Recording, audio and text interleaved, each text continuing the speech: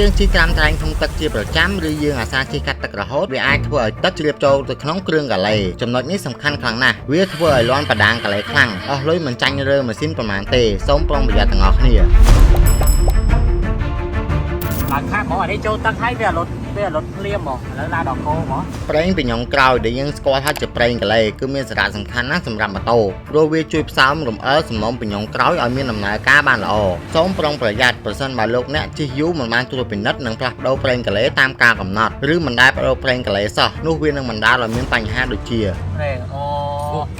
ឡើងខាប់មកភ្លឺហ្មងប៉ះពាល់ដល់ម៉ាស៊ីនយ៉ាងធ្ងន់ធ្ងរម៉ាស៊ីនប្រឹងខ្លាំងស៊ីសាំងជាងមុនម៉ូតូមិនសូវស្ទុះលាន់សំឡេងខ្លាំងយ៉ាងហោចណាស់អ្នកប្រើប្រាស់ម៉ូតូគួរពិចារណាប្ដូរប្រេងកាឡេអាចថា3ខែប្ដូរម្ដងឬប្ដូរប្រេងម៉ាស៊ីន2ឬ3ដងចាំប្ដូរប្រេងកាឡេម្ដងហើយយើងក៏មិនចាំបាច់ប្ដូរវាញឹកញាប់ពេកអីដែរក្នុងករណីដែលយើងមិនសូវជិះក្រាមត្រែងក្នុងទឹកប៉ុន្មានទេបន្ថែមពីលើការថែទាំប្រេងកាឡេបងប្អូនក៏ត្រូវពិនិត្យមើលទៅលើទុយោហុយផងដែរកាលណាទុយោហុយរបូតចេញក្រៅកុំថាឡើយបងប្អូនជិះចូលទឹកសូម្បីតែបងប្អូនលាងម៉ូតូក៏ទឹកអាចជ្រាបចូលនៅក្នុងប្លុកកាឡេបានផងដែរពេលទឹកចូលក្នុងប្លុកកាឡេវាធ្វើឲ្យប្រេងកាឡេមានពណ៌កាហ្វេដោះគោចំណុចនេះសំខាន់ខ្លាំងណាស់សូមប្រុងប្រយ័ត្នទាំងអស់គ្នាជាចុងក្រោយសូមអរគុណដល់បងប្អូនដែលបានទស្សនាអញ្ចឹងបើសិនជាបងប្អូនមិនទាន់បាន like ឬ follow page សូមធ្វើការ like និង follow ម្នាក់មួយផងដើម្បីជាកម្លាំងចិត្ត